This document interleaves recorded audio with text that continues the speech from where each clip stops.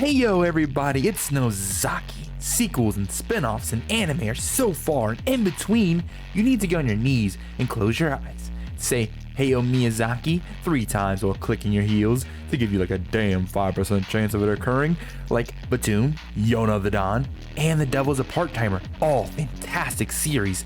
But did it get a season 2 or a spin-off? Oh hell no, you freaking wish. So this brings us to today's topic, Aria the Scarlet Ammo AA. Somehow, this is a freaking thing, which blows my mind. The issue isn't that the series got more animated content about it, because I think that's wrong. After all, this is one of my favorite series. My issue is that the way it was done and handled left me pretty disappointed, and just not very satisfied as a fan of the series. For context on why I disliked watching this, let's talk about the original series for more context.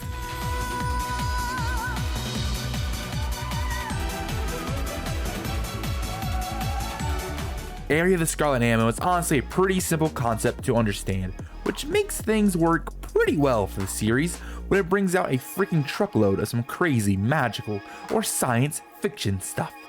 You have a school called Butte High, where they train high schoolers to become trained assassins, and they give them ranks S, A, B, C, D, and E.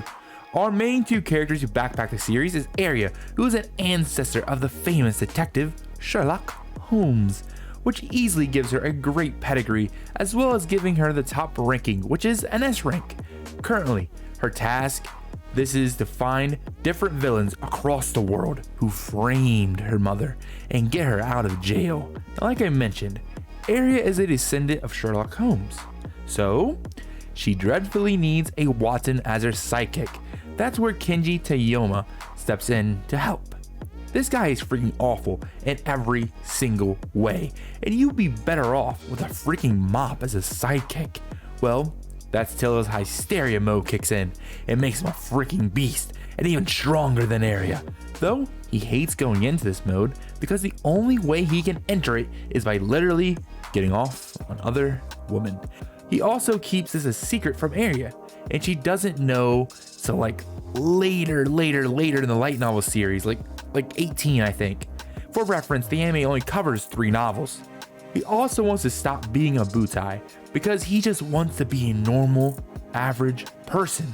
Ever since his brother died, a former Butai, supposedly he died in a freaking sinking cruise ship, and he got everyone like escorted out of the ship and everything and into safety, but he got blamed for even getting to that point. There are a couple of fun recurring characters like Riko, Riki, Shirayuki, GNB Arc, but they aren't super important for this video. Now that that's covered, what makes me enjoy this series? I love the entire goal of this adventure is grounded in reality. Aria is just trying to help her mom, which I think most would want to do, but the Herculean task is just too difficult for her. So you see everything in Kenji's point of view. He hates being a Butai, as I said earlier, and he desperately wants it to stop. Though, when he sees how bad Aria hurts for her mom, he can't help but do what's right, which is to help her. So I get intrigued about their next adventure so they can just get that much closer to accomplishing their goal, as well as seeing their personal partnership build and sometimes show some cracks. The other thing that I'm a freaking sucker for is romantic comedy, and this series has it in spades. Usually before or after the action begins, you get freaking hit in this huge barrage of ridiculous hijinks and things happening that you might need to be on 50 grams of some herbs to think of, man. Yes, it's true we kissed, but it meant nothing, and it's fine.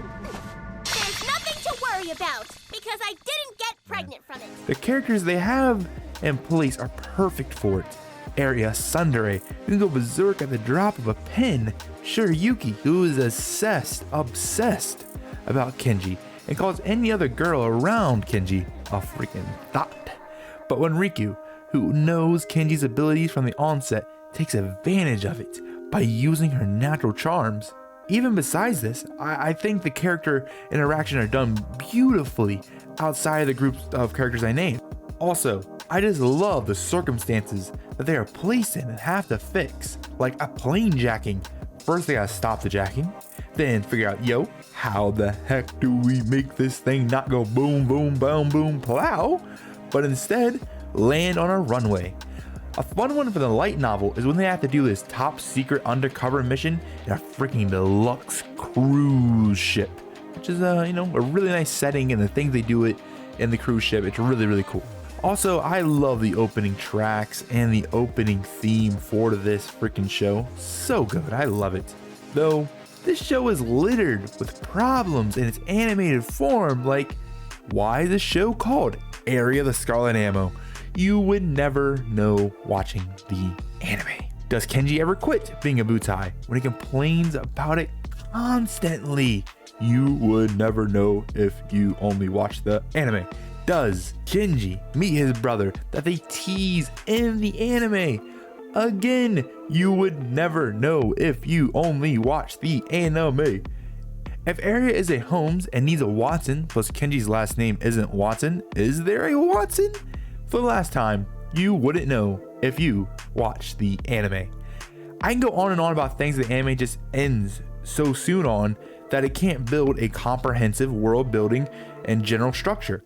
This wouldn't be that big of an issue if the anime didn't tease some of these plot points, and there would be some continuation of the series.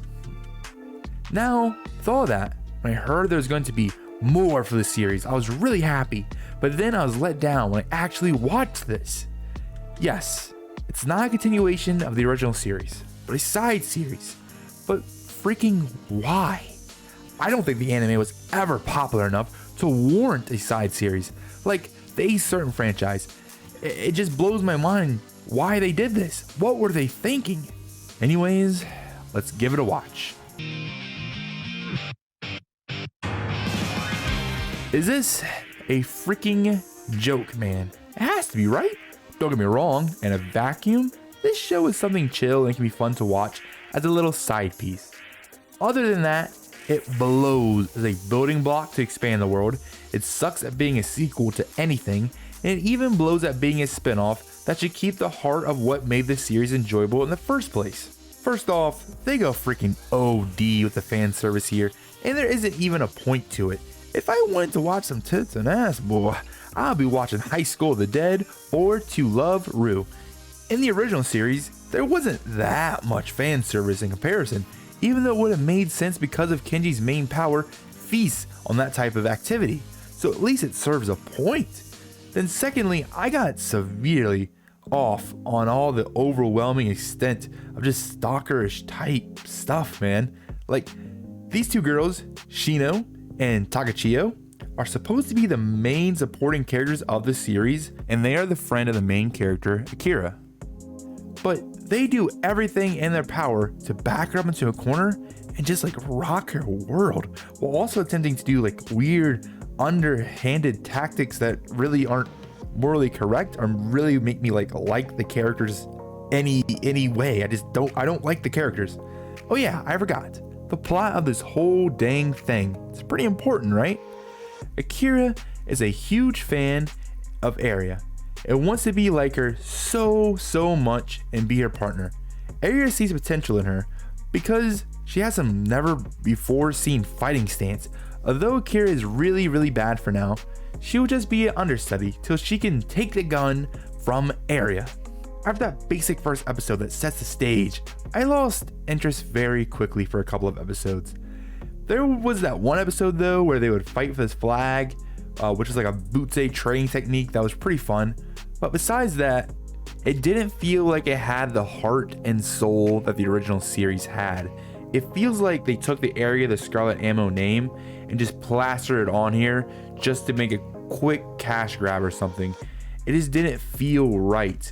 A couple of things I can talk about here is that it felt like filler. There was really no character depth or development. I didn't feel like the stakes were being raised from episode to episode. It just didn't get to me how I feel like in the original series. That was how I felt with the show till episode 8 rolled around. It was recently found out here, Akira is super good, but can only really kill, and she knows all these crazy secret techniques and hates IU just like Area in the main series.